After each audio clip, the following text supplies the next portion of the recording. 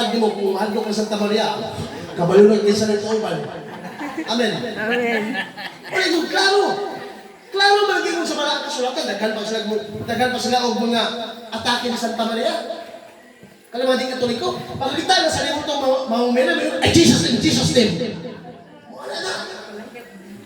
Mayroon, palayo pa, in Jesus name. Pero ang limang itong mamumena, huwag manilayo, sila may nilayo. Walang pagtulog na nila mga igsoon. O, yumingon pa sila, di totoo nga si Maria, way laing anak. Pasangilan pala si Maria, daghang kulong anak. Kapantay ka ng mga di Katoliko. Magbasa-basa ng bersikulo sa Biblia, dili sabton. Ingon sa San Pablo sa 2 Corinto 1:13, wala ako'y laing masulat kaninyo, kundi ang mabasa o masabot. Kung saan daw? Mabasa? Basahon unya, sabton. Kaya mga dili natin si basa-basa o sabot-sabot. Wala problema sa hay. Amen. Amen.